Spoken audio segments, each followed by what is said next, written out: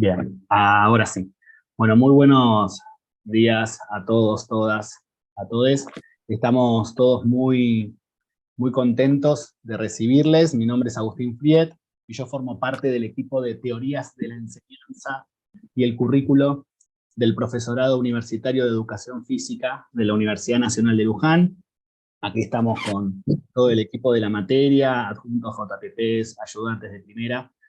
Hemos organizado, digamos, estas jornadas que llamamos jornadas de formación y actualización en teorías de la enseñanza y la enseñanza de la educación física, como parte de inquietudes profesionales, académicas, institucionales dentro del equipo en relación a, bueno, a la formación de nuestros futuros y futuras profesoras y profesores de educación física, con las particularidades que tiene esta asignatura siendo una materia de primer año.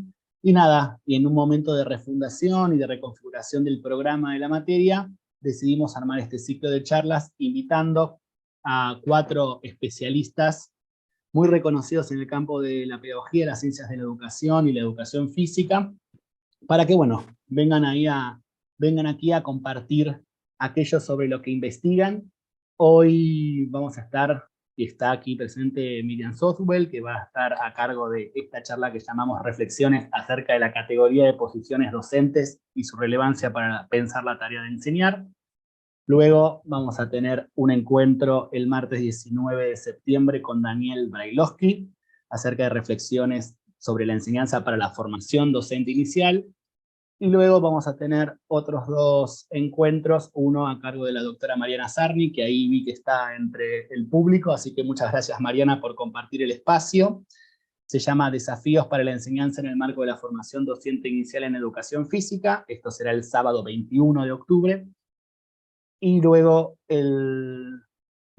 salté, perdón, al doctor Rodolfo Rosengart, que es el tercer encuentro, perdón, el sábado 7 de octubre, acerca de las posiciones docentes, pero en este caso la práctica escolar en el campo específico de la educación física.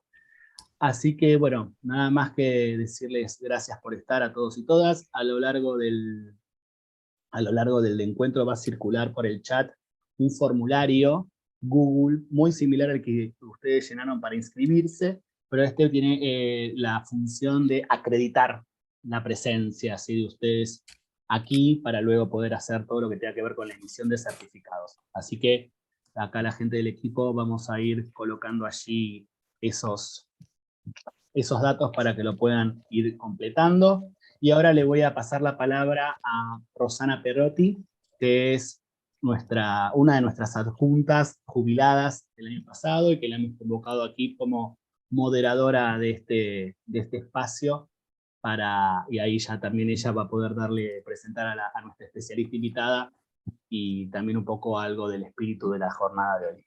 Les agradezco y bueno, disfruten de este espacio. Un abrazo. Rosana. Gracias. Buenos días a todas y todos. Para mí es una gran alegría poder estar en este espacio, porque significa para el equipo de TEC el pase de la posta en forma oficial y pública. Agustín lo explicó en algún momento, pero para mí es fundamental, habiendo sido la profesora que se hizo cargo de esta asignatura en 2008, cuando se inició el PUEF, poder estar pasándole, como decía, la posta a este equipo que fuimos formando, y que se consolidó, y de esos jóvenes que recién empezaban, ahora son profesionales consolidados, y tener también en el equipo a algunos de los exalumnos de la asignatura que están haciendo sus inicios, y otros que ya los hicieron. Bueno, para mí es una alegría profunda, realmente profunda, es haber cumplido realmente con lo que un profe tiene que cumplir, que es formar y dejar a quien siga esta tarea.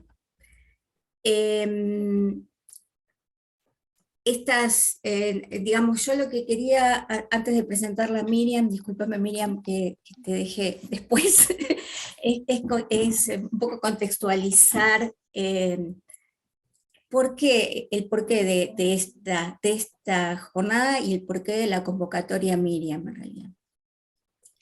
Cuando en el 2008 nosotros nos hicimos cargo de esta asignatura, los contenidos mínimos de la asignatura que establece el plan de estudio del PUEF tenían algunos enfoques más tecnocráticos o mirando hacia una didáctica que buscaba recetas para enseñar, porque teorías de la enseñanza y el currículum para nosotros siempre la encaramos como una materia, como una didáctica, porque tiene como objeto la enseñanza y el currículum. En la primera reformulación que hicimos de esos contenidos mínimos, empezamos utilizando las categorías de enfoque de enseñanza, apoyándonos exclusivamente en Festemacher y Soltis. Ya esas categorías son bastante antiguas, digamos, porque nosotros las conocimos en la década de los 90 y ya estaban elaboradas desde hacía tiempo. Y esas categorías nos iban dejando muchas cosas afuera, funcionaban como unas cajitas muy cerradas, digamos, y nuestros estudiantes tendían a cerrarlas más y a usarlas más mecánicamente todavía. Con el correr del tiempo decidimos también utilizar la bibliografía de Freire, porque también el enfoque que se le daba a la categoría de enfoque emancipador en Festemacher y Soltis nos parecía que estaba muy, muy acotada, muy cerrada, no muy bien interpretada, digamos. Con la incorporación de los compañeros de educación física se nos fue planteando la necesidad de darle mayor significatividad a estos enfoques de la enseñanza, este contenido, porque veíamos que era muy lejano para nuestros estudiantes. Entonces, lo que hicimos fue, ya por ese tiempo Rodolfo Rosengar había empezado a trabajar en su investigación sobre posiciones docentes, y tomamos un texto de Rodolfo, que se hacía bastante árido para los estudiantes. Y entonces en el equipo lo que fuimos viendo fue la necesidad de darnos un espacio de discusión sobre esta temática para poder avanzar y para que este espacio, esta categoría que es mucho más amplia, que es mucho más compleja, que permite considerar muchas cosas, pudiera ser incorporada en la formación o en el currículum de TEC. Entonces, el momento de darse este espacio para pensar está llegando, se está instalando ahora. Entonces, los chicos y las chicas consideraron que era bueno, antes de abordar el concepto de posiciones docentes desde la educación física, tener el aporte de dónde se generó o cómo se construyó esa categoría. Por eso es que le estamos invitando a Miriam en este momento, porque si bien tal vez no sea tan didáctico la investigación que ella llevó adelante con su equipo, sí tiene muchos aportes para la didáctica. La didáctica es una disciplina de cruces de otras disciplinas, entonces creemos importante el aporte que puede hacer en ese sentido. Así que dicho esto, la presento a Miriam, que me va a costar decir tu apellido porque no manejo, pero creo que es Haukwell, ¿está bien? Es doctora en filosofía del Departamento de Gobierno de la Universidad de Essex, en Inglaterra, magíster en Ciencias Sociales con orientación en Educación de Flaxo, profesora y licenciada en Ciencias de la Educación de la Universidad Nacional de La Plata, Es investigadora principal del CONICET y profesora titular por concurso de la Cátedra de Historia de la Educación Argentina y Latinoamericana de la Universidad Nacional de La Plata. Allí también estás dirigiendo el doctorado en Ciencias de la Educación, creo. Y además, bueno, ha sido funcionaria, no sé si seguís siendo funcionaria, pero de educación, y ha publicado ha hecho muchas publicaciones y muchos libros. Creo que ella ahora nos contará un poco más. Una cosa que se me olvidó hace un ratito fue saludar a todos los compañeros docentes de otras asignaturas del PUEF que están presentes y darles las gracias. Hace mucho que no los veo y que los extraño. Y ahora lo que les quería decir es que vamos a organizar un poco lo que queda de la actividad de la siguiente manera. Miriam va a exponer durante aproximadamente 40 minutos. Posteriormente se va a abrir un espacio de intercambio. Les vamos a pedir que por favor escriban sus preguntas en el chat. Eso se puede ir haciendo simultáneamente a que ella va haciendo la explicación, si cree necesario.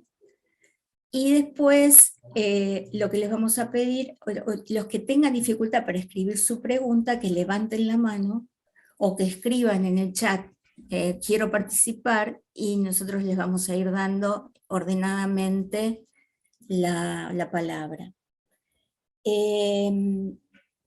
Si todavía no lo hicieron, les decimos a los compañeros, a los presentes, que se inscriban en el link que está circulando para acreditarse al evento, para poder así emitir después los certificados. Creo que no me olvido de nada, así que adelante, Miriam, y muchas gracias. Muchas gracias, Rosana, por esa linda bienvenida. Solo para responder un par de cosas que habías dejado pendiente. Efectivamente, estoy dirigiendo el doctorado en Ciencias de la Educación de la Universidad de La Plata, que es un doctorado que tiene algo más de 100 años. Juro que yo no estaba en esos momentos de comienzo, sino que lo fundó Víctor Mercante en el año 1920. Y sí, efectivamente he participado también como funcionaria en distintos momentos. La verdad que me preocupa tener una mirada complementaria de distintos espacios, no tener una lógica del investigador puro y un poco encerrado, sino que siempre he conservado actividades de docencia también, y en algunos momentos en los que he sido convocada a ayudar a pensar la gestión y la política pública. En su momento, cuando Adriana Puigros dirigía a nivel nacional el ministerio, era Ciencia, Tecnología e Innovación Productiva, si no recuerdo mal, y ahora más cercanamente dentro de la Dirección General de Cultura y Educación en la provincia de Buenos Aires, en el primer periodo de gobierno de Axel Kicillof, también fui parte de esas experiencias, ¿no? Buscando también cómo sopesar aquellas cosas que se piensan en el espacio académico, en las tensiones de la gestión, en las dificultades de cómo acompasar a otras dinámicas, a otros tiempos, a otras reequilibrios de prioridades, etcétera, de qué manera las cosas que uno ha ido investigando pueden o no ayudar a pensar esos contextos específicos.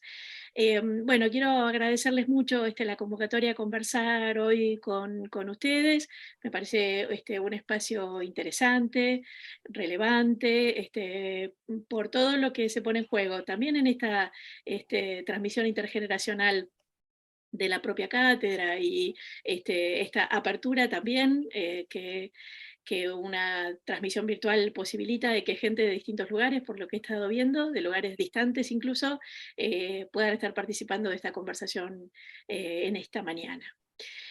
Efectivamente, lo que yo estuve preparando para conversar hoy con ustedes tiene que ver con contarles cómo en los últimos años he venido dándole forma a una conceptualización que, por suerte, ha ido gestándose al calor de preguntas abiertas en el trabajo de la investigación, Y a la vez, también por suerte, muchas y muchos colegas de distintos lugares se han ido haciendo eco de esa conceptualización y la han incorporado, tensionado, cuestionado, puesto a funcionar, en definitiva, en relación a distintas problemáticas y contextos. Ese nutrido derrotero la ha hecho crecer y revelando sus posibilidades. Por eso quisiera destinar esta presentación a explicar las fuentes conceptuales que me llevaron a esa formulación. En ese recorrido, cuando me he preguntado acerca de qué hace la diferencia de las trayectorias de formación que ofrecen ciertos docentes, ciertas instituciones u otras, en ese recorrido, porque fue una pregunta que se me fue apareciendo a la cara, digamos, en el transitar por distintas escuelas, donde uno encontraba escuelas con condiciones muy similares, con un trabajo docente regulado en iguales características, con una condición salarial igual, que atendían a poblaciones bastante similares, que a veces distaban algunas pocas cuadras de distancia, y sin embargo producían condiciones de formación sustantivamente distintas para sus estudiantes. Por lo tanto, esa pregunta se me empezó a aparecer, ¿no? ¿Qué hace la diferencia? Por supuesto, parto de retomar valiosas indagaciones sobre las regulaciones del trabajo docente, algunas de ellas estuvo planteando Rosana, en los estudios de pedagogía, de historia, de política y sociología de la educación en los últimos años. No voy a retomar ahora ese vastísimo conjunto, pero todos sabemos que el baile no empieza cuando uno llega, sino que uno se asienta en un trabajo sustantivo sostenido por otros. Y desde diversos marcos teóricos y epistemológicos, podemos decir que hay un vasto número de investigaciones que se han dedicado a analizar la cuestión para aproximarse a dar cuenta de problemas tales como las relaciones entre educación escolar y reproducción social y cultural, los juicios profesorales, las tradiciones de formación docente, las disputas en torno a derechos laborales de profesores, las diversas orientaciones del Estado, etc. Y desde esos ricos y necesarios abordajes he ido buscando incorporar otras dimensiones para seguir aproximándome a esa pregunta, siempre abierta, sobre qué hace la diferencia, qué produce esa implicación o la falta de esa implicación de las y los docentes en el trabajo de habilitar, acompañar y sostener la formación de los estudiantes. Y cuando se hace evidente que en instituciones similares, que atienden a matrículas semejantes, que trabajan con los obstáculos y las posibilidades comunes con otras instituciones, con docentes igualmente regulados y con condiciones salariales y de formación similares, sin embargo, habilitan trayectos formativos sustantivamente distintos para sus estudiantes, y por ello vuelve una y otra vez la pregunta de qué hace la diferencia.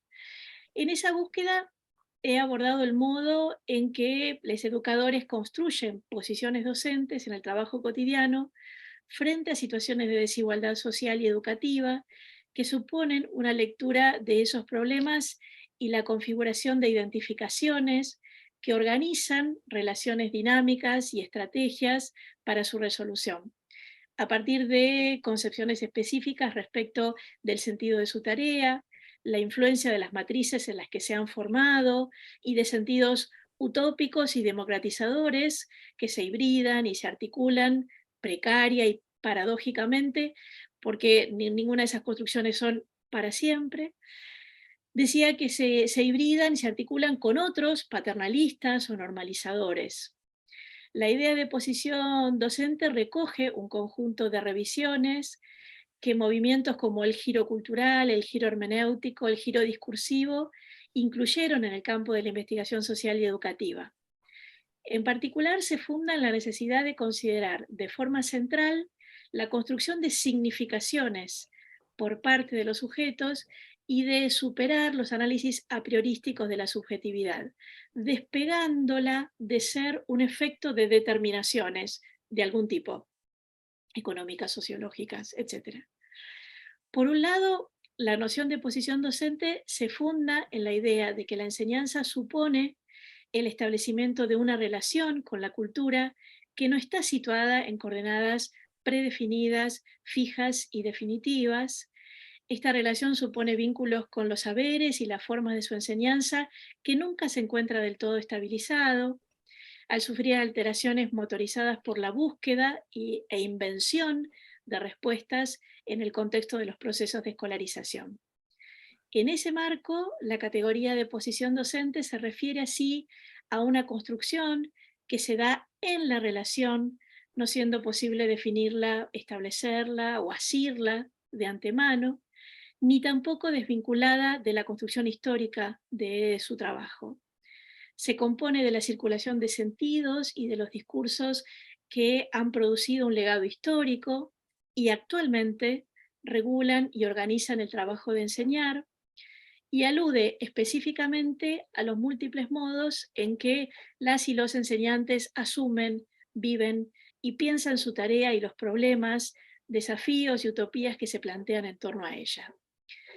La construcción de una posición docente implica formas de sensibilidad y modos en que las y los docentes se dejan interpelar por las situaciones y la presencia de los otros con los que trabajan cotidianamente, como así también por las vías a través de las cuales intentan ponerse a disposición. Desarrollan su trabajo de enseñanza y prefiguran vínculos que no están previamente establecidos, sino que se construyen en la relación. Un ejemplo de ello se puede encontrar en cómo maestras y maestros de Uruguay han dado vida y expandido el programa de maestros comunitarios que se puso en funcionamiento desde el año 2005 con la modalidad de alfabetización en hogares, en las viviendas de niñas y niños, en conjunto con algún adulto referente, aliado pedagógico de maestras y maestros, pero las y los docentes fueron haciendo crecer en los hechos el programa, produciendo nuevas actividades no previstas inicialmente, que terminaron activando otras perspectivas para lo que sucede en las aulas, planteando cambios para el trabajo áulico y algunos de sus presupuestos. En palabra de una de sus protagonistas, planteaba que la opción de posicionarse frente al otro como un sujeto de posibilidades y no de carencias, implica reconstituir la confianza y generar otros sentidos para y en las instituciones por las que se transita. Sostener la posibilidad de incluir las diferencias a la hora de pensar la propuesta educativa, incluirlas como postura ética del maestro como educador. Asimismo, la conceptualización de posición docente acentúa la dimensión de posición activa, decisional, dilemática, por ende inherentemente política, en posiciones que se desarrollan en cada situación, aspecto que quisiera exponer de ahora en más en la presentación. El análisis que he sumado incluye la opción teórica y metodológica de estudiar el trabajo de enseñar desde el punto de vista de las posiciones que construyen los sujetos docentes.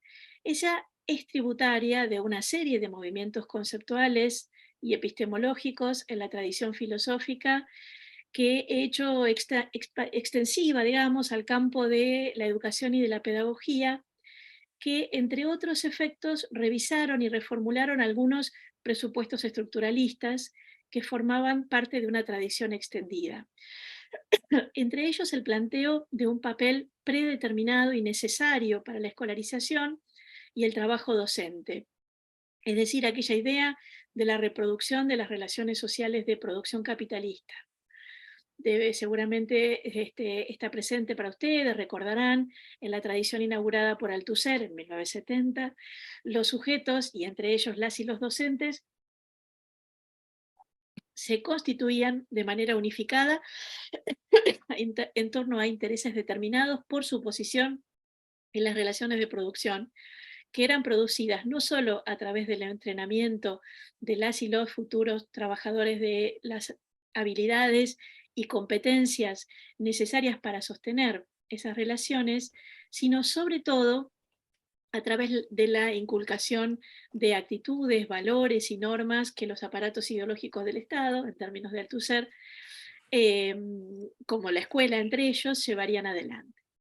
Posiblemente una de las consecuencias metodológicas más importantes de esa perspectiva haya sido la excesiva atención a las regulaciones estatales, tomando al Estado como un actor unívoco y homogéneo, y a la vez la menor consideración de la cotidianidad del trabajo escolar, sus traducciones y reelaboraciones y la especificidad del trabajo docente, que eran mirados como parte de procesos de determinación.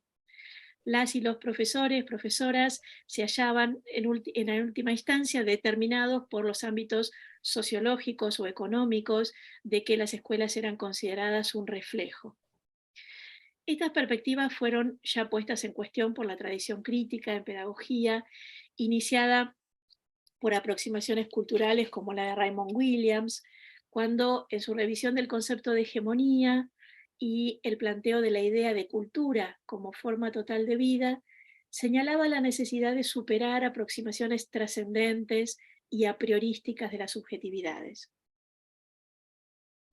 Los estudios culturales, dentro de la tradición marxista, realizaron grandes aportes para la revisión y la reformulación de aquellos presupuestos deterministas, al impulsar una noción de cultura en la que la producción y circulación de significados se imbricaba de distintas maneras con la esfera de dominación.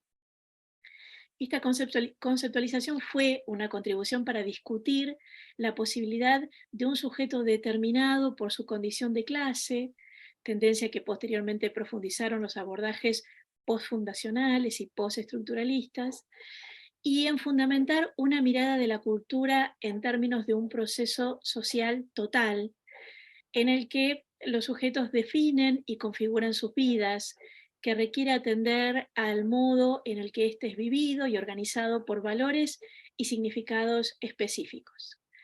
La revisión del concepto gramsciano de hegemonía que realizó Williams aportó a la superación de aquella mirada generalizante que omitía la heterogeneidad de conciencias y los abordajes trascendentales de los procesos de construcción hegemónica.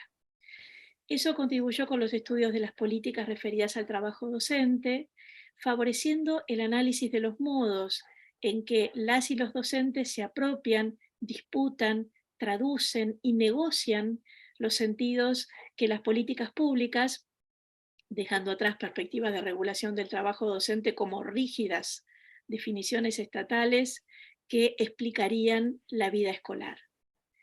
Este énfasis en la centralidad de la construcción de significaciones por parte de los sujetos se nutrió conceptual y metodológicamente en el movimiento, como decíamos, de giro cultural o hermenéutico. Así se fue consolidando una aproximación epistemológica con significativos resultados en la revisión de fundamentos de la producción del conocimiento. El carácter dinámico y activo de la conducta humana se aproximó también a la teorización en torno al papel fundamental del lenguaje en la comprensión de la vida social. Como señalan algunos autores inscriptos en el movimiento denominado de giro lingüístico, el lenguaje ya no sería un medio relativamente transparente para representar una realidad objetiva externa al mismo, sino que nuestro conocimiento del mundo es eminentemente lingüístico y está mediado por el lenguaje. El interés epistemológico y metodológico de la investigación social se orientó hacia los modos de producción, reproducción y transmisión de sentidos en los distintos periodos y contextos culturales. En ese marco, el campo de la formación y el trabajo docente ha recibido la influencia de la necesidad de indagar tanto la producción y puesta en circulación de los sentidos en el contexto de la propuesta de regulación del trabajo docente, en el marco de la trama entre historia, saber y poder, como así también los múltiples modos de apropiación de la misma por los sujetos profesores. En esa búsqueda puede incluirse como ejemplo, voy a ir trayendo algunos ejemplos en la presentación como para mostrar un poco más cómo se plasma esta conceptualización. Un ejemplo quisiera retomar aquí del trabajo que hace Anna Padauer en el año 2008, que realizó una investigación etnográfica que tuvo como objeto una iniciativa docente que puso en cuestión la organización por grados en la escuela primaria, no solo haciendo foco en aspectos didácticos, sino poniendo en cuestión los principios políticos que estructuraron el sistema de instrucción moderna en relación con la desigualdad social. Su investigación muestra la construcción de diversas posiciones entre las y los docentes, incluyendo quienes sostenían una perspectiva acerca de la que la pobreza produciría un ambiente cultural atrasado en los hogares de las y los estudiantes y que esa situación produciría el fracaso escolar, mientras que otros asumían que esas situaciones, si bien eran un condicionante, también se trataba de uno que no era definitivo, no un condicionante definitivo, y que los criterios de cambio de agrupamiento de los estudiantes producía significativos resultados.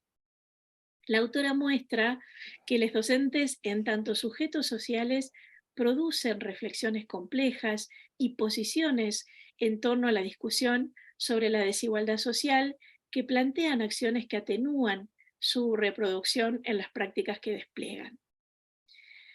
Con ello, la noción de posición docente que presento aquí se incluye en esa trayectoria, suma otros aportes conceptuales y procura dar cuenta de las paradojas y contradicciones de la contingencia, conflicto e historicidad que atraviesa esa construcción.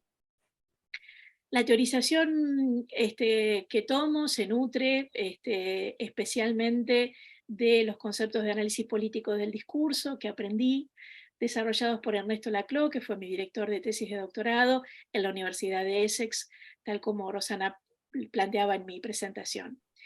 Siguiendo sus formulaciones, parto de considerar la noción de discurso, su potencia para el análisis de lo educativo y la articulación de esa perspectiva en el cambio específico del trabajo docente, que no hacía Laclau, yo lo traslado a esa temática.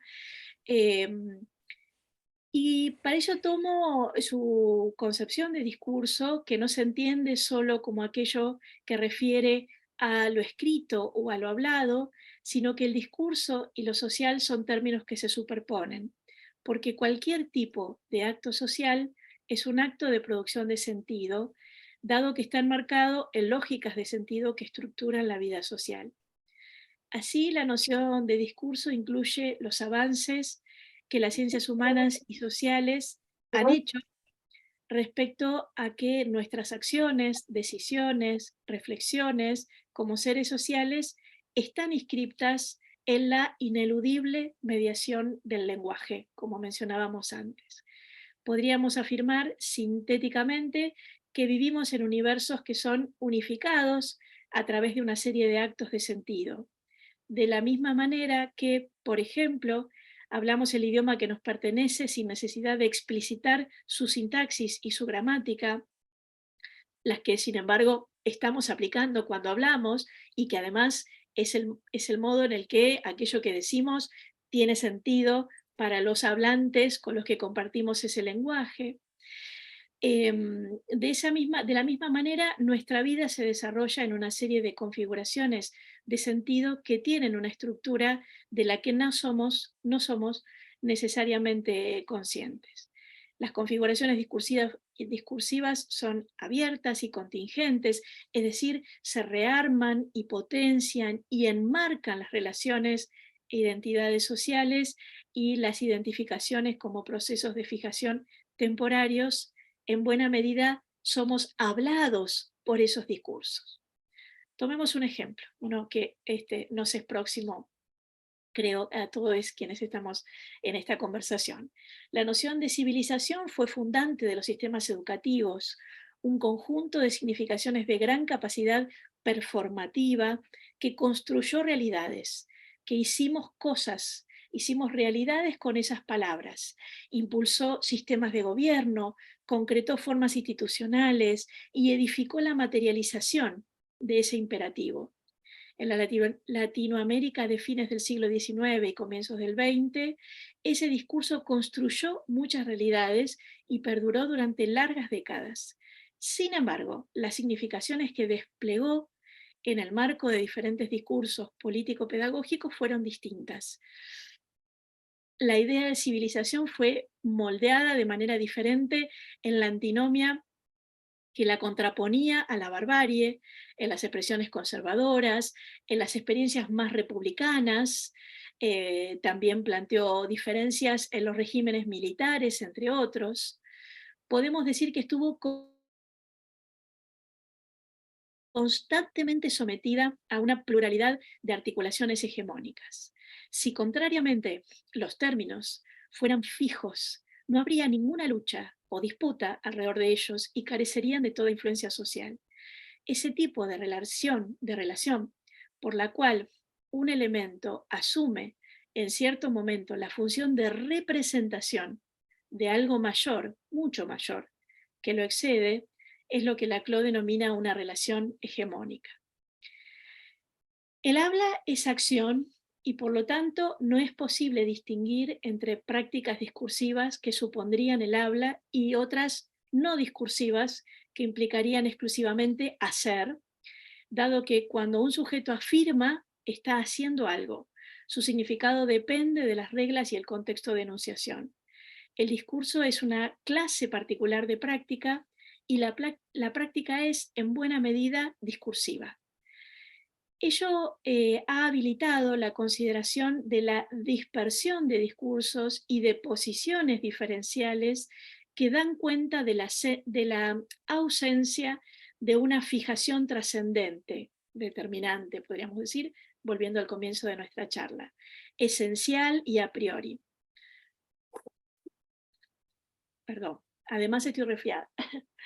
Se ha profundizado algunos desarrollos del postmarxismo para mirar estos aspectos basados en análisis político del discurso. Entonces, la noción de discurso tiene sus raíces en el giro trascendental de la filosofía moderna, que postuló que la posibilidad de percepción, de pensamiento y de acción depende de la estructuración de un cierto campo significante que los preexiste. A través del concepto de formación discursiva, Foucault ha contribuido a dar cuenta del modo en que el discurso construye la realidad, reuniendo aquello heterogéneo que no estaba en aparentes condiciones de juntarse. Esa categoría de formación discursiva alude a un conjunto de reglas de formación, aparición y dispersión de objetos que operan como modalidades de enunciados y arquitecturas conceptuales.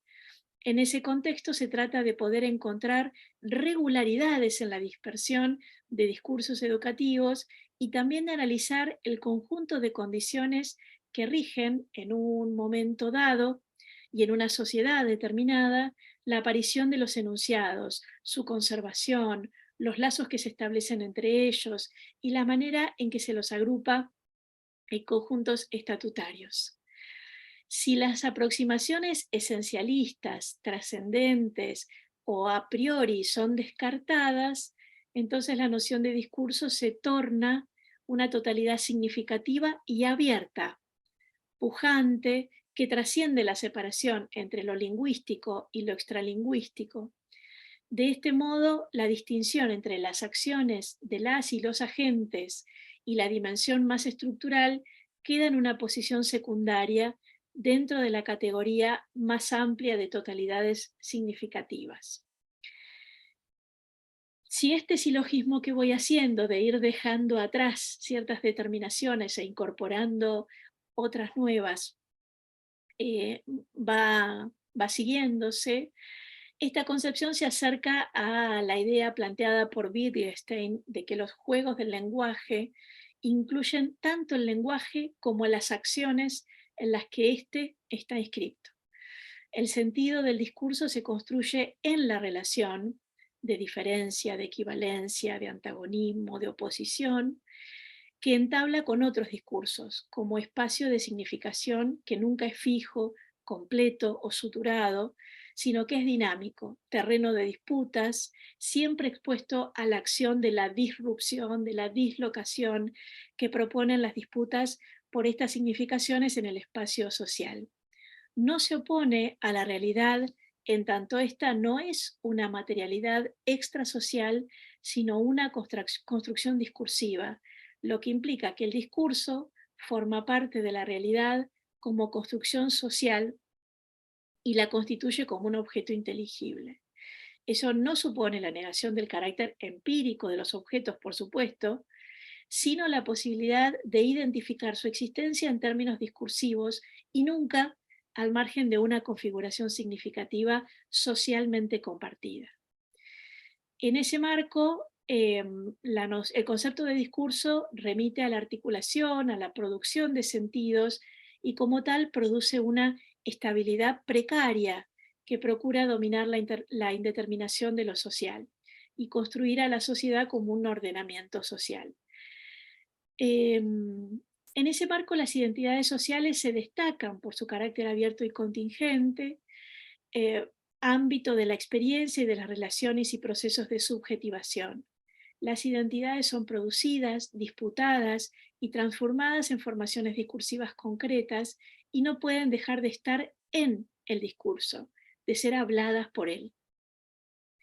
Esta dimensión discursiva establece las condiciones de posibilidad de percepciones, pensamientos, experiencias, prácticas y relaciones para los sujetos, con efectos materiales sobre ellos.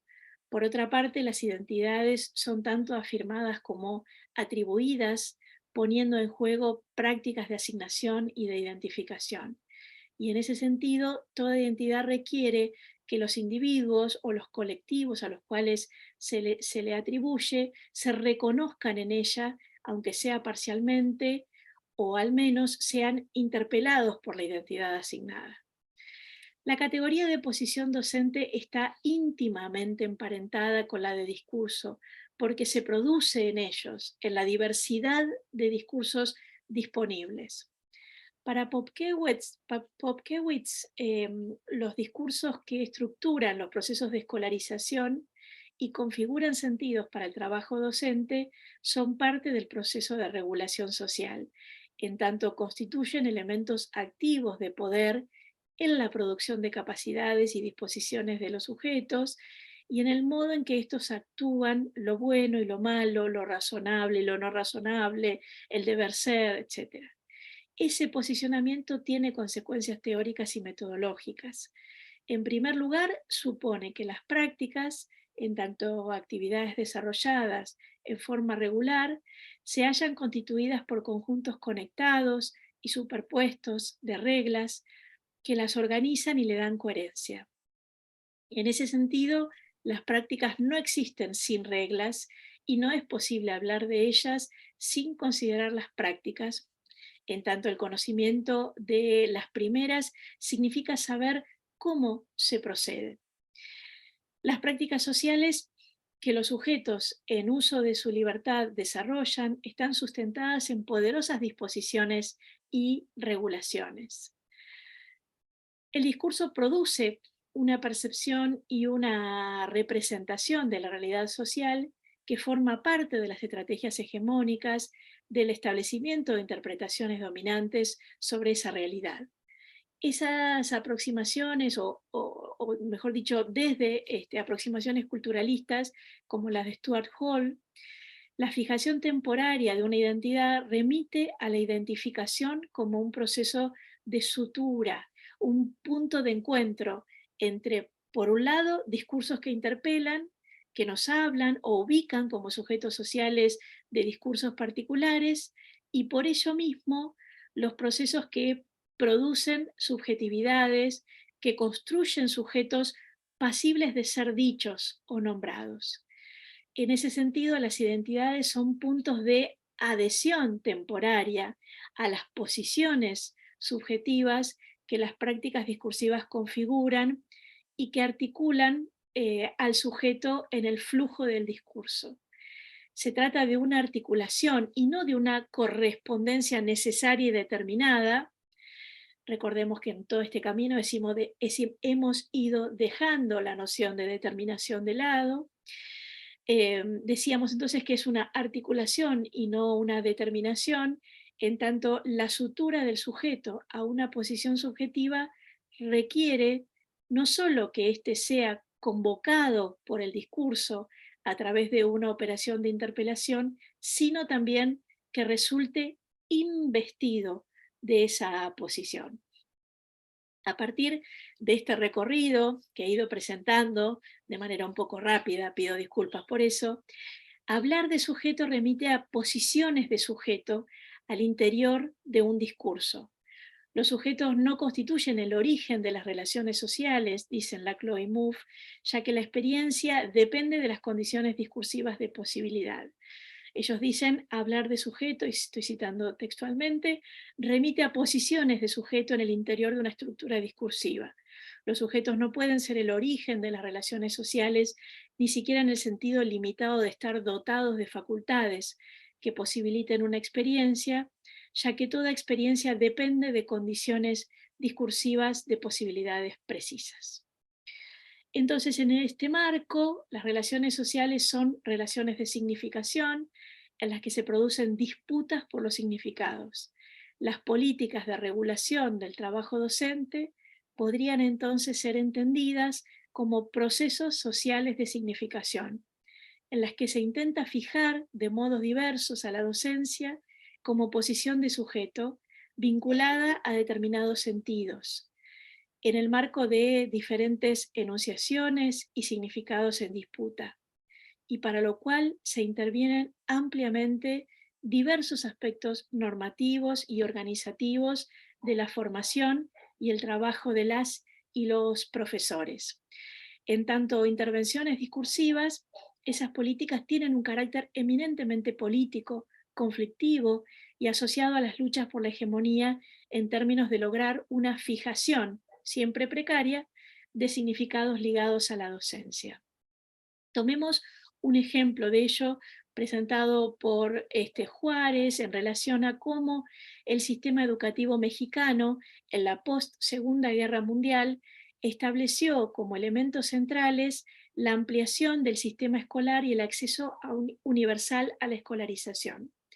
Esas condiciones se desplegaron como entidades equivalentes a las que se linkeó, se asoció como vectores del proceso democratizador.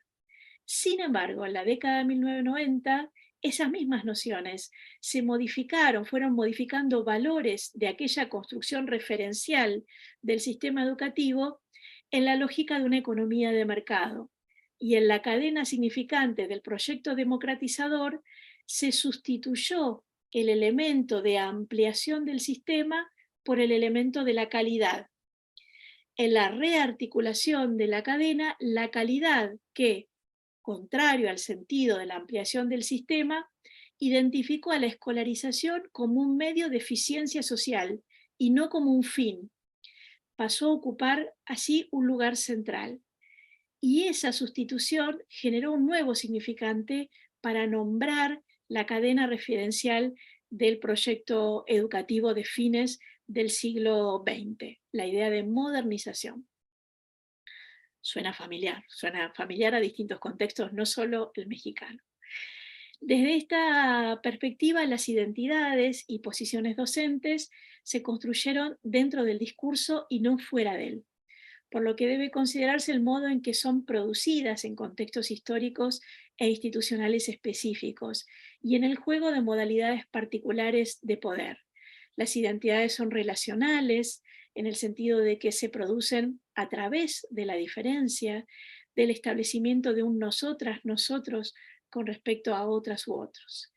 Identidad y alteridad son dos caras de la misma moneda y deben pensarse como mutuamente constitutivos en el marco de procesos siempre abiertos y contingentes de identificación. Con esos aportes, la categoría de posición docente se compone de la circulación de sentidos y de los discursos que regulan y organizan el trabajo de enseñar, que han sido construidos históricamente y son reocupados y recreados, y se refiere específicamente a los múltiples modos en que las y los sujetos enseñantes asumen, viven y piensan su tarea y los problemas, desafíos y utopías que se plantean en torno a ella, ya sea colectiva como individualmente. En ese sentido fui explorando en trabajos distintos cómo diversos discursos procuraron fijar de modos diversos la noción de docente en tanto que posición de sujeto, interpelándolo y asignándoles una función en las formaciones discursivas. Tomé el caso, por ejemplo, de cómo las prescripciones de políticas docentes en los últimos años del siglo XX buscaron modelar fuertemente las políticas en torno a la idea de profesionalización docente, que tiene una larga historia y valoración en el campo educativo. Es uno de esos términos positivamente connotados, que uno dice profesionalización docente, parecería cerrar ahí la discusión porque está positivamente connotado. Ello planteó las condiciones de posibilidad para que la potente interpelación que produce esa noción oriente las posiciones docentes en determinados sentidos. A partir de la década del 90, la noción de profesionalización docente se ubicó en ese horizonte discursivo como el significante mediante el cual se pretendió interpelar a las y los docentes en el marco del discurso de las reformas educativas. La profesionalización se tornó así un significante en disputa, donde se buscó perfilar, por ejemplo, las políticas nacionales de tendencia neoliberal al trabajo docente en términos de accountability, que es un término que no tiene una traducción precisa en español, algo así como el reciclaje, la autogestión de la renovación de saberes en lógicas de competitividad, flexibilidad, adaptabilidad. Otros actores, tales como los organismos internacionales como el BID, la UNESCO y otros, tensionaron el debate en torno a la noción de profesionalización, articulándolo con formas de compromiso y sensibilidad social, y otros, los sindicatos y los espacios universitarios, por su parte, buscaron vincularlo con las condiciones de trabajo docente, las condiciones laborales, los consumos culturales a los cuales las y los docentes tienen acceso, la canasta cultural a la que debían poder acceder y la formación como un derecho. Para ir cerrando, diría o acentuaría algunas cosas ya dichas, como por ejemplo, para la clona noción de posiciones de sujetos se vuelve posible en tanto ellas no son absolutas y las subjetividades devienen de algo constitutivamente ajeno y son siempre un vacío imposible de ser colmado. En ese marco, las acciones humanas producen y recrean diferentes elementos simbólicos para dar cuenta de sus prácticas sociales y, como enfatizaría la tradición hermenéutica en investigación social, la acción humana puede ser considerada un conjunto de textos a ser interpretados. El interés epistemológico y metodológico de investigación social se reorientó así hacia los modos de producción, reproducción y transmisión de sentidos en los distintos periodos y contextos culturales en los que se produce. Si hemos podido seguir el silogismo que fue intentando desplegar con los distintos elementos conceptuales presentados, he ido encontrando la categoría de posición docente como una manera de aproximarme más a esos interrogantes planteados en el comienzo acerca de las diferencias de formación ofrecidas en condiciones escolares similares, igualmente reguladas y enmarcadas en los mismos planteamientos políticos generales. Algunos ejemplos pueden resultar de apoyo al uso de la categoría conceptual de posición docente aquí presentada. Por ejemplo, Salsamendi presenta una serie de experiencias desarrolladas por docentes que modifican el formato escolar de escolaridad primaria sin que medie una política explícita, ni una directiva, ni un acto normativo, en la búsqueda de generar mejores condiciones de escolarización en la medida que van encontrando los obstáculos que sus estudiantes atraviesan. Esos grupos de educadores van desplegando una posición docente que pone en cuestión la idea de monoclase y su estabilidad como dispositivo, así como una pretensión de la homogeneidad como condición para la enseñanza, que aún sigue operando, es de larga data y aún sigue operando, a pesar de la gran crítica desarrollada por la teoría social en los sistemas educacionales. Esas y otros educadores establecen pequeños agrupamientos, desarmando el grupo de clase y dándole movilidad, modifican la noción de grupo, que tiene un docente a cargo, y en cambio distintos docentes van transitando por los grupos escolares, incluyendo otras perspectivas y experiencias, modificando sus posiciones y propiciando también cambios en posiciones de los estudiantes, discutiendo en la práctica la consolidada noción de aulas graduadas por edad. Esos colectivos docentes implementan distintas estrategias que van diseñando autónomamente para transformar la prescripción que el sistema establece respecto a la conformación de grupos de edad, a los que se contraponen el trabajo por niveles de escolaridad, que incluyen niñas, niños de distintas edades, las tutorías entre pares, la circulación de docentes ante distintos agrupamientos, para posibilitar, para inventar, para buscarle la vuelta en nuevas perspectivas y experiencias que finalmente quiebren el funcionamiento del aula monogrado en una relación fija con un docente. De manera similar, en la investigación que dirigí de Alejandro Basiliades, que recuperó los registros de escuelas en Argentina, en escuelas primarias, donde el equipo directivo y docente iba analizando, interviniendo en relación a los problemas de la repitencia y el abandono escolar, que producía una valoración negativa en su comunidad circundante y una pérdida del sentido de sus tareas por parte de quienes trabajaban en ellas. Esas desavenencias se vinculaban a lo que el propio equipo docente nombraba como el desvanecimiento del trabajo específicamente escolar, que había sido reducido a la contención social y a la falta de normas que efectivamente construyeran un terreno común ordenador. Desde ese diagnóstico, el equipo impulsó distintas intervenciones autónomas que revirtieran ese escenario, teniendo que justificar intensamente frente a los equipos supervisivos las decisiones adoptadas, promoviendo cambios en la organización escolar, la organización del tiempo, la grilla horaria, los espacios escolares. Cambiaron la organización del docente único frente al grupo, desarrollando mayormente dispositivos de aula-taller, separadas por temáticas, con estudiantes que iban cambiando de lugares y con tiempos de clase más largos que permitieran mejores condiciones, etc. No voy a extenderme mucho más en los ejemplos, que tal vez puedan luego ir a consultar en alguno de los trabajos que hemos publicado. Pero para cerrar diría que la posición docente se compone de articulaciones, de elementos, traducciones de variados discursos, como decían, que operan vinculando y movilizando y articulando distintas tradiciones y discursos dentro de un ámbito particular, como el de la regulación del trabajo docente, promoviendo la configuración de nuevos sentidos a través de configuraciones discursivas.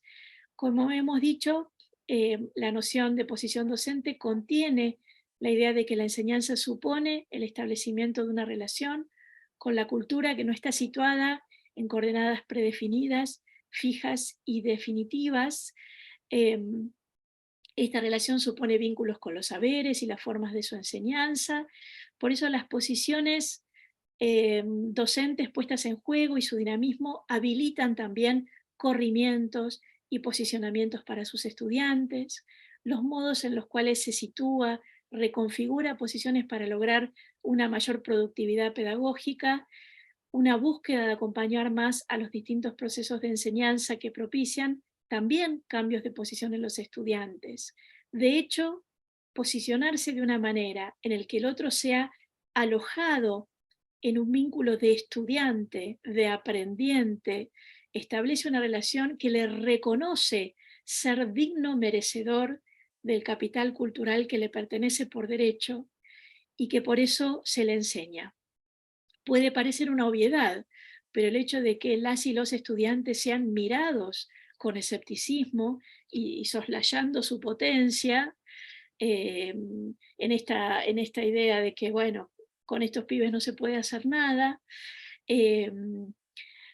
o por el contrario, su potencia como activo aprendiente, como merecedor de todo el andamiaje que requiere el complejo trabajo de internarse en un mundo cultural que no se conoce, desarrolla posiciones de escaso reconocimiento y potenciación para docentes y estudiantes, lo que obtura la significación de enseñar y el aprender.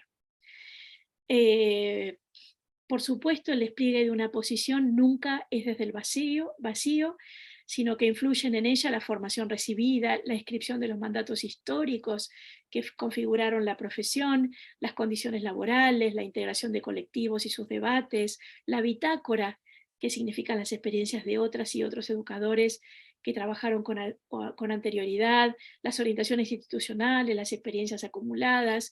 Esos elementos, entre otros, están en la base desde la cual se configuran las posiciones. En ese marco, la construcción de una posición docente implica formas de sensibilidad y modos en que las y los profesores se dejan interpelar por las situaciones de aquellos con quienes trabajan cotidianamente, como así también por las vías a través de las cuales intentan ponerse a disposición, desarrollan su trabajo de enseñanza y prefiguran vínculos dinámicos que no están previamente establecidos. Si bien uno de los elementos nodales del trabajo de enseñar radica en la dimensión vincular, sensible y relacional del trabajo, la noción de posición docente no se reduce a la afectividad desplegada, sino que se inscribe centralmente en una dimensión ético-política, en la que se combinan apuestas por lo que la enseñanza y las nuevas generaciones puedan hacer. Iniciativas de magnitud, otras relativamente pequeñas, sensibilidades, retaseos, complejidades y dificultades del trabajo, todas las cuales componen un territorio tensionado y difícil de asir desde una mirada única. Con ello acentuamos el carácter inherentemente político de la reflexión, la acción y la organización educativa, no como una condición casi unidireccional, determinada, de poder puesto en función de cierto direccionamiento, sino como motor, como aquello que se pone en funcionamiento en torno a los dilemas y que por lo tanto va desarrollando disputas, confrontaciones, hibridaciones y negociaciones que construyan realidades cotidianas. Bueno, hasta aquí llego para que podamos tener un espacio de intercambio. Nada más. Muchas gracias. Gracias, Miriam. Interesante para seguir pensando, sobre todo para ir cuestionando esas clasificaciones con las que nosotros le enseñábamos en algún momento a nuestros estudiantes, para ir abriendo la posibilidad de que aparezcan las diversidades, para que aparezcan los cambios, para que aparezca la historicidad, digamos, ¿no? Acá hay algunos compañeros que ya han hecho sus intervenciones. Carla Meyer dice que es interesante la categoría que permite exceder la noción de rol docente y que se enmarca o es parte constitutiva del posicionamiento que él o la educadora asumen. No sé si querés hacer algún comentario con respecto a esto, Miriam. Si querés, no sé si hay otras intervenciones, si querés vemos algunas y luego intervengo. Bueno, dale. O sea que aquí, entonces lo que Carla Meyer está planteando es que esta categoría excede la noción de rol docente. Acá Graciela López pide sugerencias de materiales para seguir profundizando la categoría. Después está Jorge Miramonte de UNDAV, que dice: muchas gracias, Miriam, la categoría de posición docente es muy movilizante. Mi pregunta surge de la preocupación de advertir como muchas instituciones de formación en educación física van modificando sus currículum con una orientación claramente tecnocrática, deportivista y con lógica de gestión. Las materias pedagógicas, filosóficas y epistemológicas van perdiendo espacio y se va imponiendo una lógica de sentido hegemónica difícil de corroer. ¿Qué podemos hacer desde nuestra posición docente cómo resistir, cómo traicionar, no, cómo traccionar hasta nuevas lógicas. ¡Opa! Es un temazo que nos interpela a todos los formadores de profesores de educación física. Algunos compañeros del PUEF lo deben tener claro esto también. Bueno, no, se lo deben estar preguntando. Fabricio Nicolás Lescano, te damos las gracias. Gabriela Bayoni dice, muy interesante. ¿Cuáles son las categorías que surgen de las investigaciones en torno a las posiciones docentes? Bueno, hasta aquí lo que hay en este momento en el chat. Muchas gracias. Bueno, sí, efectivamente, voy a unir la primera pregunta o comentario, creo que era de Carla, sobre que la perspectiva permite exceder la noción de rol docente, con la de Jorge respecto a cómo superar la mirada tecnocratizante, que era un poco también, Rosana, vos tomabas como una cuestión central. Efectivamente, la verdad que la cuestión del rol docente y demás es una categoría con la que nos formamos todos, y bueno, cómo trabajar esta cuestión del rol, y muchos intentos han ido en el sentido como de pautar, de prescribir, de dar orientaciones, de construir ese lugar. Y la verdad que la categoría de posición docente la desanda, por eso la uno con la intervención de Jorge en relación a superar la mirada tecnocrática, porque lo que la categoría de posición docente está diciendo es que no es posible establecer una prescripción de cómo ser docente y cómo posicionarse frente a determinadas situaciones.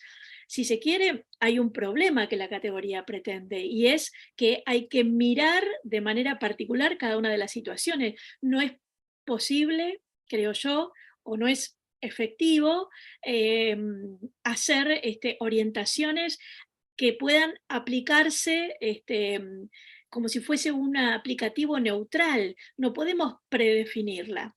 Entonces, la segunda pregunta, bueno, entonces, ¿qué hacemos? Bueno, y para mí en el ¿qué hacemos? Es pensar en un docente que tiene que poder interpretar, valorar las condiciones de contexto, las condiciones de trabajo, los saberes, los modos de la transmisión de esos saberes, frente a quienes está trabajando, en los por qué que está trabajando. Estoy pensando en alguien que efectivamente pueda interpretar las claves centrales de todas esas dimensiones en las que se enmarca su trabajo, y que pueda leerlas además en condiciones de una sensibilidad para que le importe lo que le pasa al otro, y que no sea, bueno, yo te doy esto, si vos no lo agarraste es un problema tuyo, no te esforzaste, no. Volver a mirar al trabajo docente como un intérprete, como un traductor, como aquel que inventa los modos múltiples de que ese conocimiento efectivamente logre estar disponible, estar presente, interpelar y habilitar para que los estudiantes hagan con eso algo propio, es un docente que está muy lejos de una prescripción tecnocrática, que está muy lejos de un rol predefinido, sino que es un alguien muy jerarquizado, muy en condiciones de poder tener una lectura de el saber, de los modos de enseñarlo, de las claves de su tiempo, de las características de sus estudiantes con los que trabaja, que le permita efectivamente desarrollar acciones sustantivas para con ese saber, para con ese contexto específico, para con ese estudiante específico. Eso no se resuelve en una prescripción tecnocrática, sino más bien pudiendo desplegar sensibilidad de conocimiento. Vieron que yo tal vez no le di mucho tiempo a eso, pero no tiene que ver con formar una lógica de emocionalidades, no es, ay, yo soy bueno y me dejo influir por si los estudiantes están o no alegres, no ese reduccionismo de las emociones que ha estado muy en boga, y todo se resuelve en términos de la, la disposición afectiva hacia con otros. Es una sensibilidad que tiene que ver con el saber, con el conocimiento, con el poner a disposición, y también retrabajar la propia posición, que nos implique no solo aquello que, bueno, yo pongo en juego lo que tengo entre manos, y si esto no lo barajan, bueno, es un problema de ustedes, sino ese motor de búsqueda desafiante de que, bueno, estas cosas que estoy poniendo en funcionamiento no parecen estar calando, no parecen estar produciendo en el otro una interpelación. ¿Qué reinvento? ¿Qué busco? No quedarme fijo en una posición de que, bueno, este es mi saber, yo lo tengo más o menos ubicado y cumplí con la tarea de ponerlo a disposición. Si vos no haces otra cosa con eso, es un problema tuyo, porque lo que el otro hace o deja de hacer con el conocimiento que se pone a disposición también es un problema nuestro. Es parte de esa relación que se establece de enseñanza. Si no, hay una relación que está obturada, hay un saber suelto, pero no hay un proceso que efectivamente que se plasme en el otro. Había recién una pregunta sobre, bueno, qué categorías se ponen en juego en esta investigación. Bueno, todas estas que estamos mencionando ahora, esto de poder fundar un entre, una relación que es entre, no es enseñante, aprendiente, como dos cosas sueltas, sino en producir esa relación. Y esa relación no está dada, no está dada, no está garantizada, no está, por mucho que planifiquemos, por mucho que el currículum no explicite, por mucho que se pretenda prescribir, no está dada. Por eso es que los docentes seguimos siendo indispensables, y por eso no nos han podido reemplazar ni por voluntarios sin formación docente, ni por máquinas, ¿no? La vieja utopía ya de la década del 50, que 2x3 reaparece, ni por dispositivos autoadministrados, porque esa relación no está dada previamente. Supone ahí una búsqueda que se pone en juego, que es laboriosa, sin lugar a dudas. Todos los que estamos acá sabemos que es muy laboriosa, y que tiene que ver con que esos obstáculos que aparecen siempre en las situaciones de enseñanza, a veces más marcados, a veces más conflictivos, a veces más duros de roer, bueno, es lo que pone en juego ese motor de búsqueda y de invención. Graciela pedía materiales, y bueno, tengo el riesgo de ser muy autorreferencial, porque la verdad que esta categoría, como les decía, me fue apareciendo a la cara en la investigación, y la fui empezando a problematizar desde hace ya unos años. Por suerte, el uso de otros colegas me plantean también sus dificultades, sus limitaciones, y vuelvo sobre ellas. Hay algunas producciones más, hay una que acaba de salir, tiene ni un mes de vida, donde yo fui también extendiéndola un poco más, tomando algunos ejemplos. Puedo luego facilitarlas, dándoles luego la indicación del nombre y el link donde bajarla, porque es todo de acceso abierto. Pero bueno, la verdad que lo importante es ir poniéndola en juego y ver hasta dónde nos sirve, porque como yo decía antes, el baile no empieza cuando uno llega. Uno se acercó a estos problemas con categorías, conceptualizaciones y demás que desarrollaron otros, que nos sirvieron mucho hasta cierto punto. En un momento no nos fueron del todo útiles para explicar otras cosas. Lo mismo va a pasar con esta. Eso es el conocimiento. Nos sirve desde un determinado tiempo. Más adelante la dejaremos de lado y vendrán otras producciones. Bueno, ahora voy a leer lo que escribieron a continuación, pero quiero avisar lo que escribió Agustín en el chat. También abrimos la posibilidad de que abran sus micrófonos e intervengan en forma oral, lo único que pidan la palabra para poder regularlo, ¿no? Bueno, dice Irene Delía, Qué potente esta categoría, muchas gracias. Dice Diego Díaz Pupato, coincide con lo que dice Irene. Irene dice, y qué importante flexibilizar las aulas desde las instituciones de formación para que los futuros docentes tengamos el ejemplo práctico de cómo generar esos escenarios de aprendizaje sensible, crítico y valorativo. Fabricio Nicolás Lescano dice, pensaba en si las posiciones que pueden tomarse frente al currículum actual deberían mantenerse en esta metodología, adaptándola a las diferentes realidades institucionales, si es posible, o si el sistema educativo debería brindar esta primera instancia de currículo como base inicial, pero con la posibilidad de que los docentes puedan adaptarla, personalizarla, para generar una nueva visión de los estudiantes como sujetos de posibilidades y no como sujetos determinados por la necesidad. Gustavo Lingerfelder dice, ¿podemos hacer una autocrítica de nuestra posición docente? Mizar Pérez dice, sería de mucha utilidad ese aporte.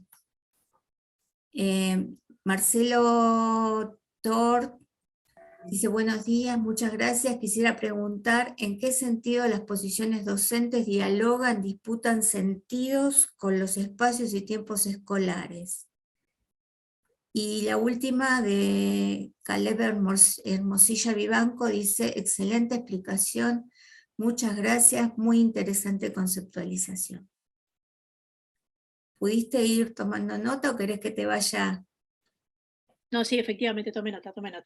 Que la verdad que escribo para pensar, así que no puedo dejar de hacerlo. Sí, a ver, la cuestión del currículum, que es un tema enorme. Por supuesto, el currículum, y sobre esto hay mucha teorización interesante de gente que sabe mucho más que yo sobre esto, en tanto pretendió ser una caja de determinación curricular, en la que pretendió ser muy prescriptivo, bueno, fue encontrándose como una limitación porque se emparentaba más a hacer cosas a prueba de docentes, o sea, donde la potencia y la riqueza docente no apareciera tanto, sino que estuviera más bien ya predeterminada por el formato que el currículum establecía. Eso pone en un lugar de mero ejecutor al docente, que es lo contrario que nos estamos proponiendo, la medida de pensar en ese sujeto crítico, sensible, preocupado por su lugar allí, que lo potencia a partir de reflexionar sobre las dificultades y poner en movimiento otras opciones. Esto, por supuesto, tiene que ver con la autocrítica, que alguien lo mencionaba, aunque yo no tomé el nombre, eso sí, por supuesto tiene que ver con la autocrítica, en el sentido en el que, bueno, uno va desempeñando una tarea con las características que ya conoce, con experiencias que le han servido y que han funcionado bien en determinado contexto, y de pronto hay algo que no funciona. Dice Felipe Merier, lo normal es que el alumno se resista y que es su manera de mostrarnos que es un otro, que no es una manifestación, un epifenómeno, el resultado de nuestra voluntad. Es una voluntad que resiste, es un otro. Y por lo tanto, nos va a presentar pelea de múltiples maneras. Y entonces, eso tiene mucho que ver con el ejercicio de la autocrítica, porque frente a esos obstáculos, frente a esas dificultades, frente a aquello que creíamos que iba a funcionar y no funciona, uno puede decir, bueno, no, con estos pibes no se puede hacer nada, o bueno, si vienen de tal lado, si no tuvieron tal cosa, si los docentes anteriores son así o asá, si son de la familia X, si son de la institución Z, y qué sé yo, entonces, bueno, ¿qué querés? Esto no va a suceder. Esa es una posición, pero muy otra, y la que yo creo que efectivamente enriquece mucho más el trabajo, es decir, pucha, esto que creí que iba a funcionar, no funciona. ¿Qué habrá pasado? ¿Qué modifico? Pero ¿de qué manera puedo revisar esto que vengo haciendo para esa búsqueda. Ese ensayo es absolutamente formativo, que es absolutamente crítico sobre el propio conocimiento, el propio saber hacer, que no es conforme, que no se queda conforme con lo que está haciendo, sino que está en ese motor de búsqueda de, bueno, ¿cómo invento algo distinto? Es lo que nos hace profesionales, que pueden leer las condiciones en las que trabajan, los saberes de los que ya poseen, los nuevos desafíos que se presentan, y que por eso produce un enriquecimiento en, en ese derrotero, que en muchos sentidos, y esto creo que también lo decía Mauricio en torno al el currículum y la posibilidad de adaptación, la posición docente implica un trabajo sobre uno mismo. Hay un ejemplo que suelo usar a veces para trabajar con otros docentes, de un docente que fue un hecho verídico, por otro lado, de un docente de historia que un día le falta de su escritorio un libro que tenía allí, que había llevado para trabajar, y en una desatención desaparece su libro. Y que su primera reacción es amonestaciones para todo el mundo, aunque no existan más las amonestaciones, alguna otra manera de sanción, un enojo tremendo, y se queda rumiando todos esos días con el malestar que le produce la situación, lo que ha pasado, la falta de su libro, y también con el malestar que le produce su propia reacción, y va rumiando esas dificultades, y va pensando en qué hacer, en qué es productivo para eso. Si su primera reacción, que es amonestaciones para todos, que es el terreno conocido, es lo que efectivamente le va a generar mejores condiciones para trabajar, y que finalmente se reencuentra con su grupo unos días después, y lo que hace es decirle: yo les quiero contar por qué elegí la carrera de historia.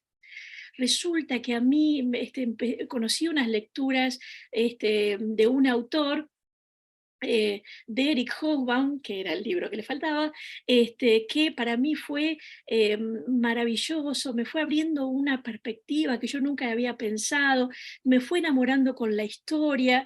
Después, en una ocasión, ese autor vino a Buenos Aires, así que me esforcé para poder ir a verlo a la conferencia, y todavía me reafirmó más el interés, y fue ahí donde terminé de decidir que me iba a anotar en esa carrera.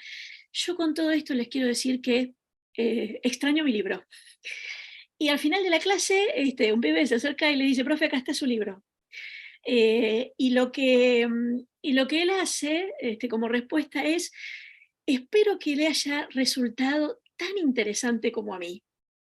Y la verdad que ahí, en esa situación, no importa si el pibe, si había verosimilitud o no en lo que le estaba diciendo, si el pibe se había ocupado de leer el libro o no, o lo habían llevado para hacerlo plata, o para molestar al profesor, o lo que fuere, pero él establece una relación donde él le reconoce esa capacidad de lector, él ahí instituye en el pibe esa capacidad de lectura, y que además lo emparenta con él. Había múltiples maneras de posicionarse frente a ese problema, había múltiples maneras de reaccionar frente a ello, y él rumiando, porque no le salió de entrada, porque lo primero que le surgió son las formas conocidas, pero rumiando ese malestar fue buscando, ensayando, sin tener garantía de si eso era lo que iba a funcionar mejor, pero fue en esa búsqueda posicionándose de una manera más productiva con esa situación conflictiva que había pasado. En ese sentido voy sobre el final con también una intervención brutal de que cómo es que los docentes dialogan, negocian, disputan con los sentidos de los discursos que se les ofrecen, que modelan su trabajo, que están disponibles en el currículum y a través de otras maneras. Bueno, yo creo que he ido dando distintos ejemplos, pero en buena medida podríamos decir que muchas veces se piensa en qué medidas las reformas reforman, ¿vale? Permítanme la redundancia, el trabajo docente, o en qué medida los docentes reforman a las reformas, en el sentido que la letra puesta a funcionar en el cotidiano de las instituciones, bueno, traducen, rearman, toman algunos elementos y otros los dejan de lado, se empatizan con ciertos aspectos, pero otros los más bien los postergan.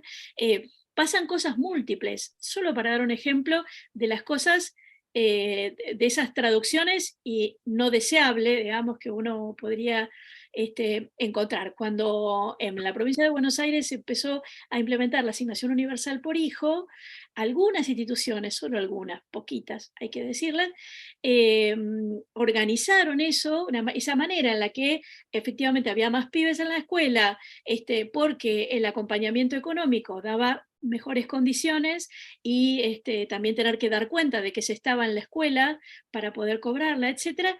Organizaron a veces algunos cursos donde ubicaban allí a los estudiantes que ingresaban nuevos a la institución con la asignación universal. O sea, lo organizaron con los saberes y las disposiciones que conocen, que el sistema educativo lo formó, la búsqueda de la homogeneidad, la organización. Bueno, si este grupo ya más o menos funciona así y tengo un grupo nuevo, lo ubico junto acá y demás. Y la verdad que iba a contrapelo de lo que la política pública quería desarrollar, que era que esos pibes efectivamente estuvieran en la escuela, que fueran uno más, que estuvieran con otros, que se toparan con ese espacio común de pibes que ya estaban en la escuela. Y que la asignación universal lo que tenía que generar eran mejores condiciones para sostener esa escolaridad, pero no para diferenciarla. Bueno, ahí hubo una manera en la que se tradujo una política pública de una manera, cuando eso se detectó, se intervino rápidamente y se modificó, etc. Lo que quiero decir es que hay una traducción y en ese sentido no deseable. Pero de otras múltiples maneras, yo situaba por ahí un poco rápido algunos ejemplos en los cuales docentes han ido gestando dentro de sus instituciones retraducciones del formato escolar, lo han ido poniendo en cuestión, han ido rearmado, yo decía, el aula unidocente para primaria, han ido transformando el horario escolar porque el tiempo de 40 minutos muchas veces resulta insuficiente, entonces se organizan institucionalmente y dicen, bueno, no, mira, ¿sabes qué? Tenemos un recreo más largo, pero el bloque es más largo porque entre que llegan del recreo, entre que logro que se calmen, entre que ver si todos tienen el lápiz, entre que trato de que dejen de charlar, cuando empecé la tarea resulta que cuando estoy en lo mejor toca el timbre y eso me corta el tiempo de aprendizaje. Por ahí esos 40 minutos estaba pensado más bien para otros momentos, para otros pibes, donde su libertad de la palabra no estaba presente en la escuela, donde tenían que ser muy disciplinaditos, y la enseñanza no era una enseñanza dialogada, de ida y vuelta, donde se toman las ideas que los pibes traen, sino era más bien memorístico, de dictar, de copiar, entonces eso llevaba menos tiempo. Bueno, todo eso que implica un dialogar, un traducir, un negociar con los sentidos que están en juego. Por eso el trabajo docente no puede ser reemplazado por prescripciones, sean máquinas, sean voluntarios,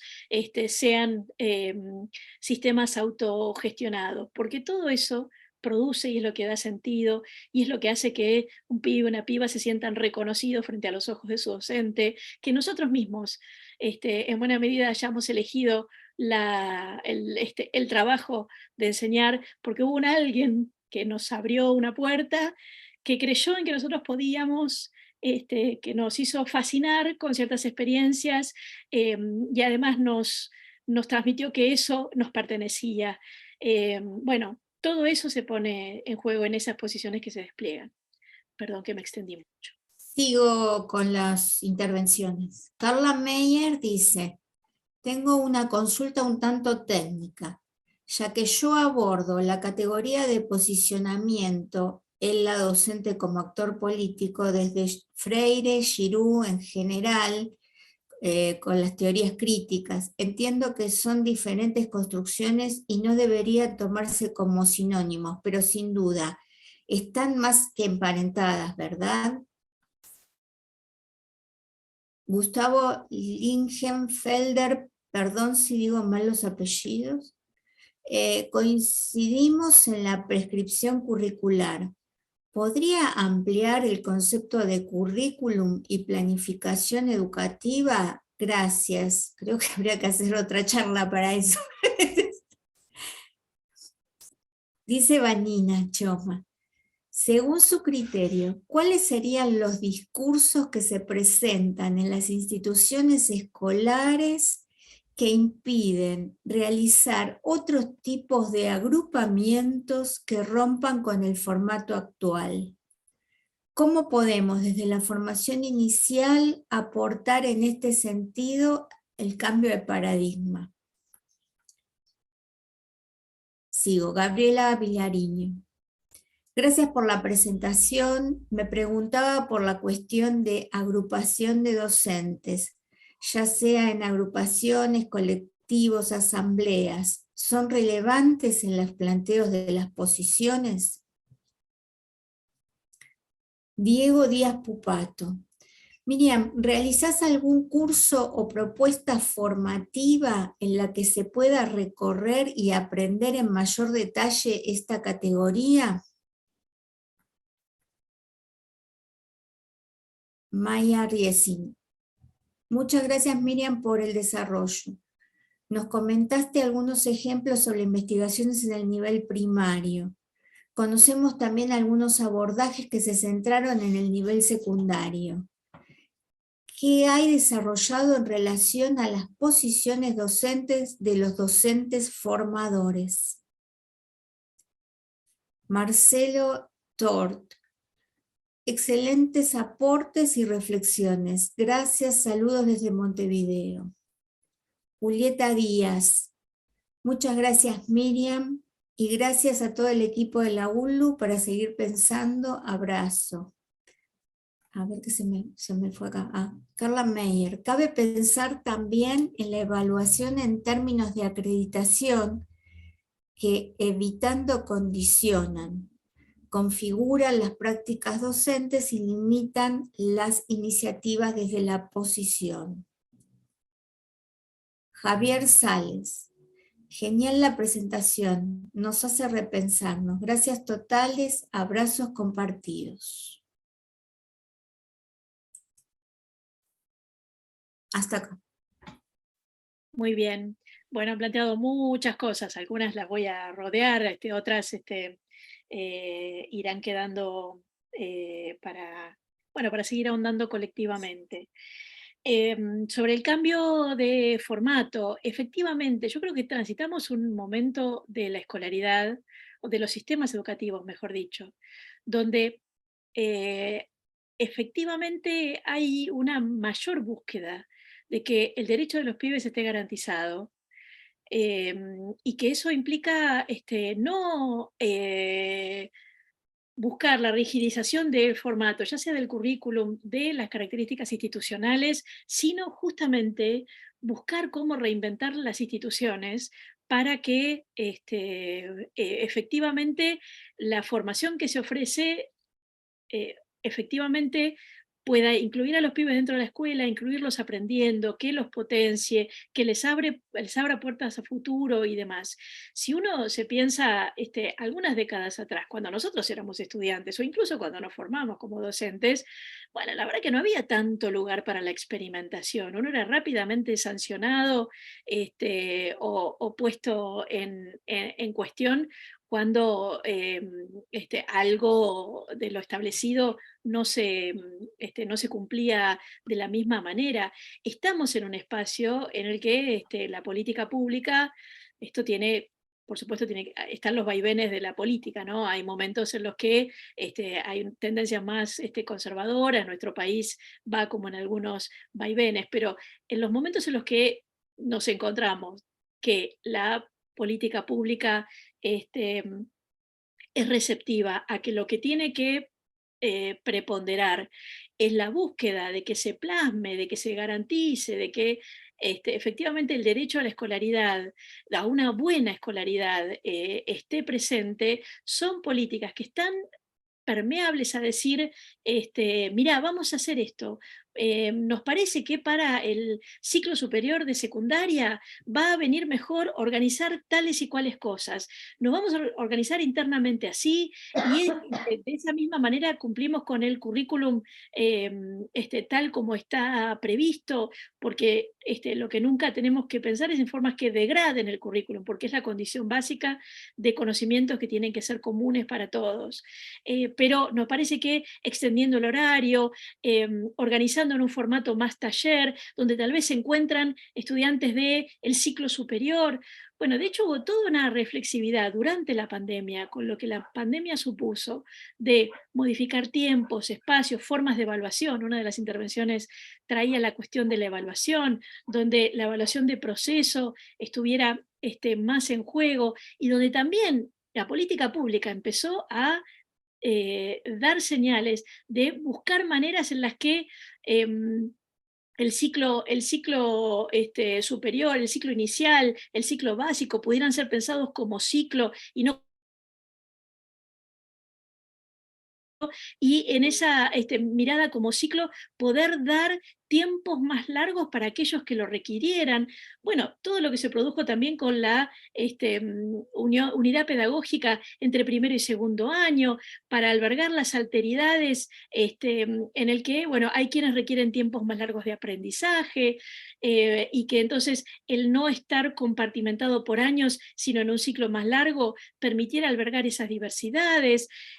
Bueno, todos estos elementos tienen que ir con esa búsqueda, tienen que ver con esa posibilidad y esa búsqueda de que si la prioridad está puesta en los pibes, en que el pibe aprenda, en que tenga una buena experiencia formativa y demás, hay otras cosas que es más factible que se flexibilicen. Cuando el sistema educativo estaba muy centrado en una mirada adultocéntrica, que lo importante era en poner un alguien que era el ejemplo que había que imitar, todo estaba centrado en el cumplimiento de ese lugar. Pero los sistemas educativos han ido democratizándose mucho, con sus luces y sus sombras, y sus tensiones y sus problemas. Nos vamos a decir que estemos en el paraíso, con las promesas incumplidas todavía, etcétera, pero que va en ese camino. Entonces, en la medida en que la preocupación está y que efectivamente todas y todos estén dentro del sistema educativo, aprendiendo cosas relevantes para su vida y tratando de que sean más felices, bueno, muchas cosas se mueven, se modifican, se revisan en función de eso. Muy distinto a lo que los sistemas educacionales hacían en su punto de origen. En ese sentido está esta búsqueda. Una colega planteaba la cuestión de el trabajo señero que hicieron Freire, por supuesto, Henry Giroux, y creo que mencionaba alguien más, no sé si Peter McLaren. Bueno, efectivamente ellos pusieron en juego el cuestionamiento de la mirada apolítica que a veces los sistemas educacionales, aquellos currículums a prueba de docente, aquella prescripción cerrada de la normativa y demás, buscaron establecer. Efectivamente es un paso anterior que plantea la politicidad, el trabajo transformador del rol docente. La categoría posición docente es distinta, como vos decís, no es un sinónimo para mí, se mete más en la cuestión dilemática de los procesos de enseñanza y no mirando solamente el colectivo docente. Yo creo que esas enormes conceptualizaciones ponían más en juego la politicidad del colectivo docente, y fue muy importante que lo pusieran en evidencia. Yo busco más esa mirada de cómo se juega en los dilemas cotidianos del trabajo de enseñar, cómo aquello que obtura el trabajo, en lugar de ser un obstáculo insalvable, se procura ser un motor de búsqueda. Entonces, ya la politicidad del trabajo docente no es una cuestión solo contextual, no es solo el enmarcamiento de nuestra concepción política, sino que en la medida en que estoy frente a ciertos dilemas y despliego una posición, ahí hay una politicidad.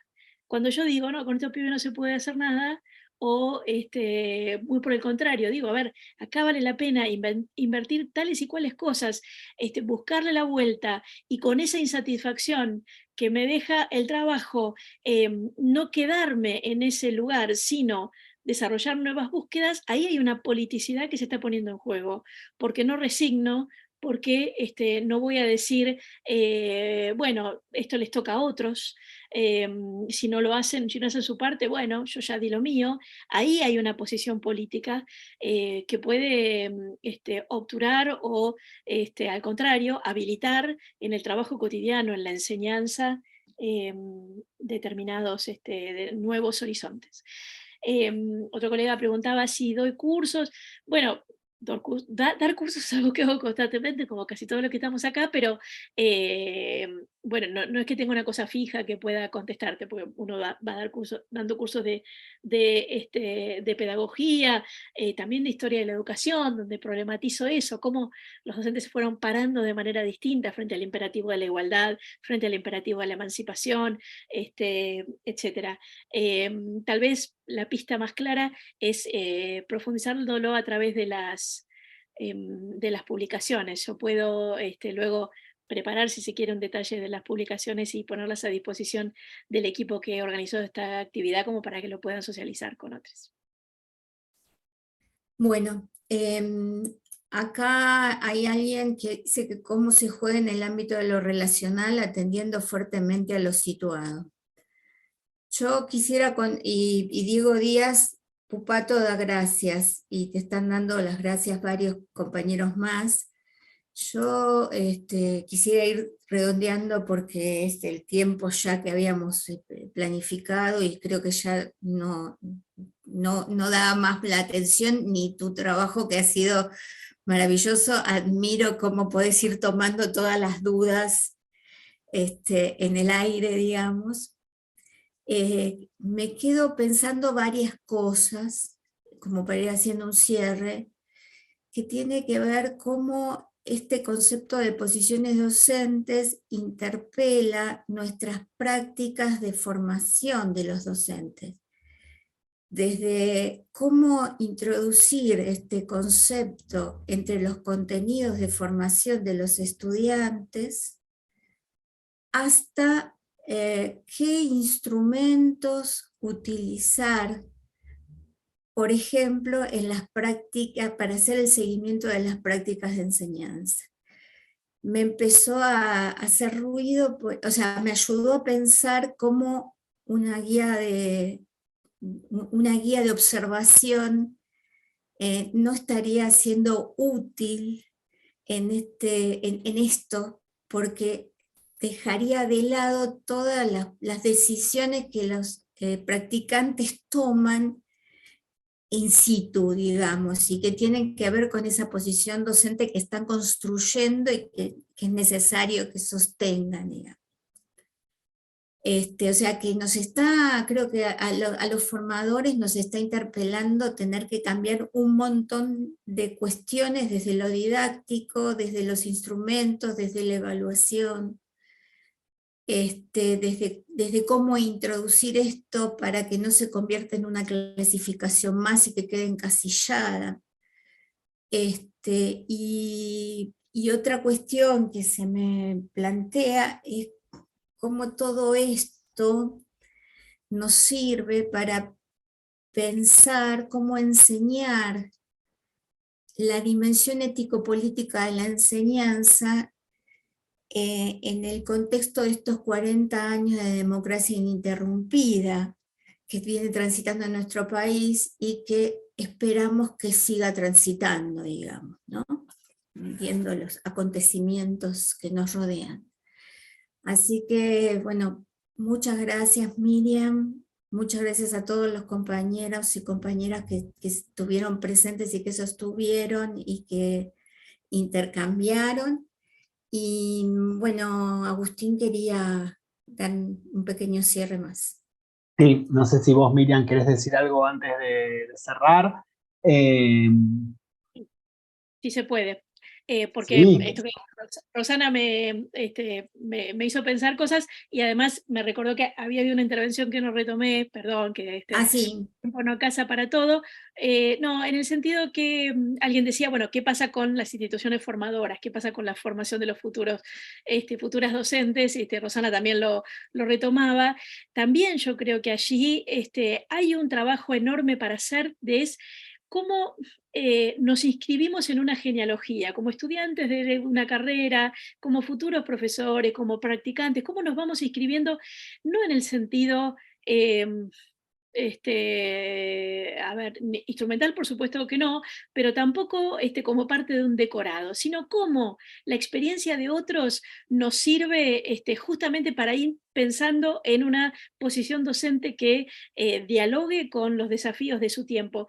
Yo pensaba, cuando uno analiza en muchos aspectos de la historia de la educación, que uno pueda decir, bueno, a ver, ¿por qué Ernesto Nelson planteó la educación física en los años 20? ¿Qué cosas le preocupaban a él en relación a cómo generar una vida más allá de las paredes cerradas de la institución? ¿Por qué lo pensó junto con el desarrollo de periódicos escolares? ¿Qué es lo que estaba queriendo hacer? ¿Por qué Luis Iglesias rompía los libros de lectura? ¿Qué era lo que estaba buscando generar?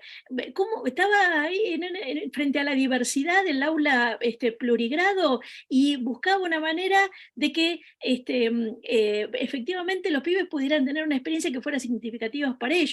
Y para eso la cultura libresca le hubiera sancionado, le sancionó, de hecho, su desapego con el manual, y hacer con el texto otra cosa. ¿Por qué tales y cuales docentes ensayaron en una experiencia u otra? Es una manera de inscribir a los estudiantes, los que ya son futuros profesores y demás, inscribirlos en una lógica. Decir, bueno, a ver, ¿cuál era la búsqueda ahí? ¿Qué hubieras hecho vos? ¿Por qué eso? ¿Por qué esa opción? ¿Por qué otra? ¿Qué producía a favor y en contra estas decisiones que se tomaron? Ese uso de la formación en la historia, en las didácticas, en la política educativa. Bueno, a ver, ¿cuáles eran los problemas de ese tiempo? Se pensaron tales opciones. Esas respuestas son las que buscaríamos otras. ¿Qué hubieras hecho vos frente a esas situaciones? Anne-Marie Chartier tiene un texto precioso que habla de cómo ya no me voy a acordar el nombre, en la formación de los futuros emperadores, los futuros reyes de Francia, había un instructor que buscaba poner a ese sujeto en formación frente a determinados desafíos. Mira, frente a tal situación, fulano hizo tal cosa, porque las condiciones eran estas, estas y estas. Frente a esta otra situación, con tales y cuales condiciones, Mengano se le ocurrió hacer tal cosa. ¿Vos qué habrías hecho? Bueno, estas u otras cosas. En definitiva, poder formar a el trabajo docente tiene que ver con situarlos con esas claves, con los desarrollos que se hicieron y qué otras cosas hubiera hecho. Una manera productiva de incluirlos en esas genealogías, o sea, formar a los docentes como futuros reyes. Muchísimas Bien. gracias. Acá hay varios compañeros que agradecieron tu participación, que plantean el lugar de la reflexión y la importancia de la reflexión en la formación con los estudiantes para poder ir desarrollando estas cuestiones. Y bueno, y nos agradece al equipo por haber organizado. Fue muy enriquecedor para todos, creo. Sí, Bueno. la verdad que sí. Muchas gracias. Bueno, muchas gracias, Ro, por acompañar esta moderación. Muchísimas gracias, Miriam. Es clave para nosotros pensar en esto, incluso pensando en estos posicionamientos docentes, no solamente los que se construyen y los que acompañamos a construir en nuestros estudiantes de la formación docente inicial, en educación física más específicamente aquí, pero bueno, también en los posicionamientos docentes de los cuales han formado parte, ¿no? Digamos, esas biografías escolares que también hay que desentrañar y hay que instalar, donde también uno empieza ahí a posicionarse desde muy pequeño cuando elige la docencia como carrera y como profesión. Así que bueno, gracias Miriam, muchas gracias. También agradecemos al Departamento de Educación de la Universidad Nacional de Luján, que bueno, nos cede este espacio virtual para que podamos hacer esta cuestión, esta reunión, el Zoom, ¿sí? Aparte de, bueno, de también haber avalado, acompañado la producción de estas jornadas y las disposiciones que la acreditan también. Así que bueno, agradecerles también a todos, todas los participantes de todo este país, de países vecinos, ahí tenemos a gente de Uruguay, bueno, obviamente a los de la casa, a nuestros colegas y compañeros del PUEF, de la UNLU, que también nos quedamos con un montón de preguntas para enriquecer nuestra tarea cotidiana, nuestro futuro inminente cambio de plan de estudios. Hay un montón de cosas que seguramente hay para pensar y que has traído para aportar. Así que de nuevo muchas gracias Miriam, gracias a todos y a todos por estar aquí, que tengan un muy buen sábado, una muy buena semana. Muchas gracias. Gracias Y a los todos. esperamos la próxima. ¿Cómo? Estén bien. Y los esperamos para la próxima que se Por viene. supuesto, sí, los esperamos el martes 19 de septiembre, tenemos la segunda jornada a cargo del doctor Daniel Barilowski. Y también esto próximamente va a estar seguramente cargado, ¿sí?, en el canal de YouTube del Departamento de Educación, así que para los que quieran volver sobre estas inquietudes, y también si Miriam después nos facilita materiales, etcétera, se los haremos llegar. Ahora sí, muchísimas gracias y que tengan muy buena jornada. Gracias, Muchas Miriam. Bien. gracias. Hasta pronto. Adiós.